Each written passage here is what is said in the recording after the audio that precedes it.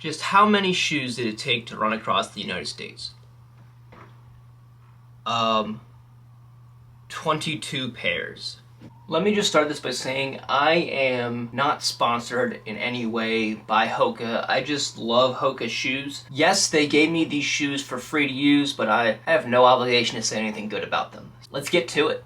I basically wore 4 different types of shoes. First pair are our Bondi. This is a max cushion shoe, very neutral. I would say probably 75% of my miles were run in these shoes. Another significant portion of my miles were done in the Cielo X1s. This is a carbon racing shoe. You typically wouldn't think that you would want to wear a carbon shoe for this long of an event, but actually having that little bit of propulsion later in the day when I switch shoes helps reduce the amount of energy I have to expend and also changes up the muscles a little bit in my body. I also had some Challengers. I really didn't wear these shoes all that much. I only had 1 pair and maybe 50 miles on them. The final set, GTXs. This is actually a Gore-Tex shoe. Again, a lot of cushion in all the shoes that I wear.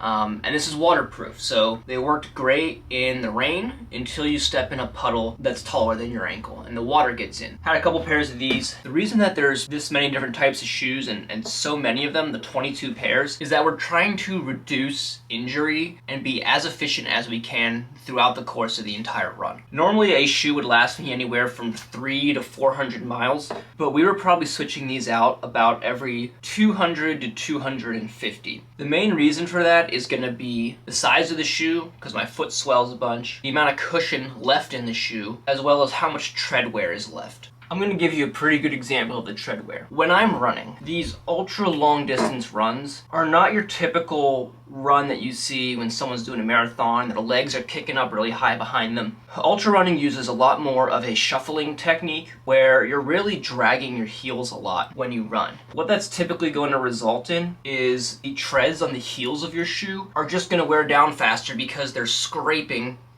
on the asphalt or the concrete or whatever it is that you're running on, and results in a little bit of premature wear, no matter what shoe you're wearing. So this is some pretty standard tread wear. Relatively even, a lot of the tread is still here, and just based off my stride, you can see that there's a little bit of wear right here in the bottom corner on the outsides of the heels. Compare that to a pair I wore later in the run where I was doing a lot more shuffling. You can see all of this tread is completely missing on the heel, and it's actually just entirely worn away. There's no more rubber. We're actually chewing up the foam right here in the bottom corner. On my other shoe, you've even got uneven wear on the 2 sides, and that's just going to be due to the camber of the road when you're running on it. Roads are built to have a little bit of slant on each side, so that rainwater and other debris slowly works its way off the road over time. I'm constantly running on the left-hand side of the road. My right foot is going to be a little bit higher the whole time, which means my right foot's going to hit with a little bit more force every time as my body tries to stand up straight on the slope. Vice versa, if I'm running on the right side of the road, my left foot is going to strike the road with a lot more force. And that's the reason that you see a lot more wear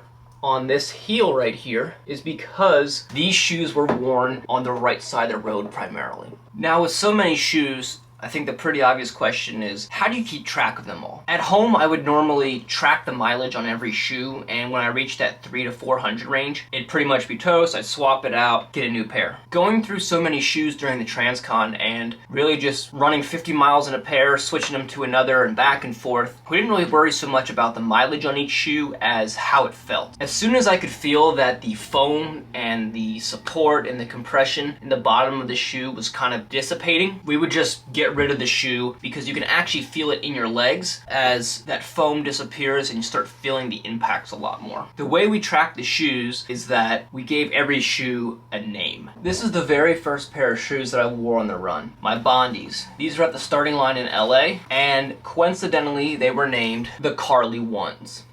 Carly was the name of the first car I drove, a 99 Volkswagen Jetta, and so my mom decided to name these the Carly Ones. This was the first pair of carbon Cielos that I wore for the run. You can see that the heels are pretty chewed up on these guys as well, retiring them. And these made me feel like a superhuman and super fast. So if you've watched The Incredibles with Frozone, these are my super suits. Where is my super suit? Now you're probably also wondering, why is there a hole cut into the toe of my shoes? Normally I wear a size 10.5, but when you're running this much and on your feet this much and pounding and the impacts, your feet start to swell a bunch. And so they don't fit normal shoes. My right foot is actually slightly bigger than my left. And so the toes on my right foot, once I start swelling, push against that front of the shoe. The way we deal with that is we actually just cut out the toe here, and I can actually just wear the shoes normally. My foot swelled to about a size 11, and so rather than having a size 11 shoes on hand, we just cut the toes out. Here's some other pairs of shoes that were 10.5s that we had to cut the toes out on. We got our Captain Americas right here. It's too small, these are 10.5s. Had to cut the toe out. The Sirens, again, had to cut the toe out on the right side.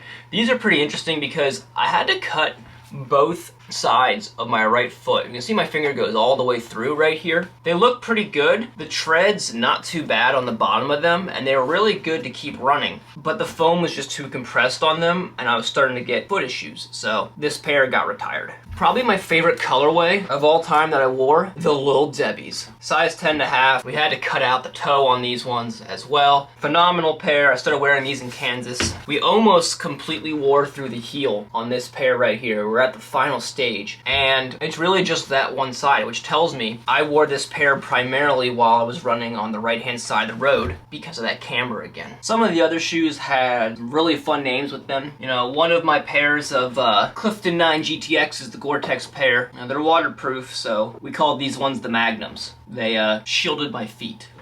The rainbow pair was a lot of fun, super cool and flashy. We never wrote the names on the side of these things, but I started wearing them in New Mexico. We call them the Dilly Gaffs.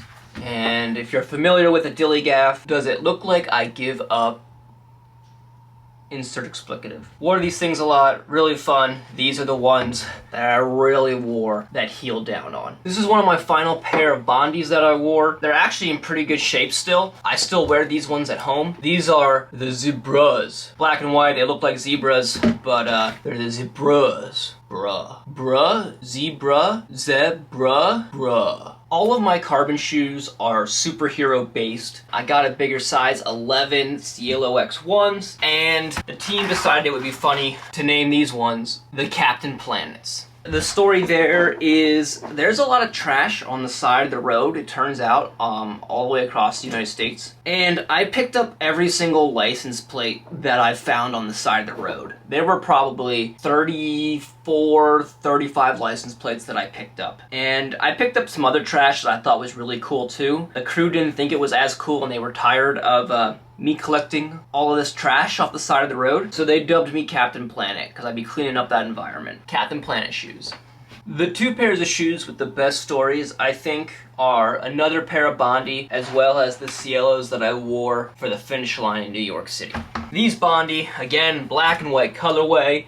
These were dubbed the Orange Chicken. They have the black and white scheme, so they kind of got that panda going on. And some point in Arizona, when I was running through Prescott, I lost the team. They couldn't find me. I had no food for about an hour and a half, which normally isn't a big deal, but when I have to eat 10 to 12,000 calories a day, that's a big deal. I was starving, I was thirsty. I called my crew chief, Rob, to figure out where everybody was, and his response was, "Oh, they're not with you?" "No, Rob, they're not. That's why I'm calling you." Turns out, while I'm starving and running and working hard on the side of the road, my man Rob was at a Panda Express eating orange chicken and having the time of his life. So yeah, an ode to Rob and his Panda Express orange chicken. We have the Orange Chicken shoes. That final pair of shoes, the Cielos, these did not have a specific name to them. Being the finish line shoes, I think they hold sort of the most significance. There's two names on the sides of these. The first shoe of the pair has the name Scarlet on the side, and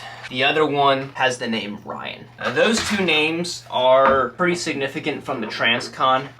You know, the crew knows who Scarlet is, and she's a young girl that we met in, I believe, Missouri, who has quite an interesting story. And then Ryan is actually an individual that came and found me on the side of the road when we were in Ohio, that the crew wasn't there for, and they have no idea who he is, but he had a pretty massive impact on me as well. So, two individuals with the largest impact on me, Scarlet and Ryan. They were with me to the finish line in New York City. If you want to know more about their stories, you're going to have to tune in to the documentary that we put out coming this fall 2024. And that's really it. A lot of shoes, 22 pairs, 3,000 miles. Yeah, we swapped them a lot earlier. We didn't really wear them to their full life cycle, but by switching them early, we prevented injuries, we had the correct size shoes on, and I got to wear some fun colors, despite most of them being orange or black and white. Regardless, we made it. Appreciate Hoka sending out all the shoes to help us along the way, as well as Run Newport, my local run store, who came up clutch with some extra shoes in the final days. Not sponsored by these individuals in any way, they just helped us out with some shoes. The big question now is, what do I do with 22 pairs of shoes? Let me know in the comments below. I gotta figure out what to do with these things. Right now they are sitting in trash bags in the corner of my house. I gotta figure out what to do with them. So please, let me know.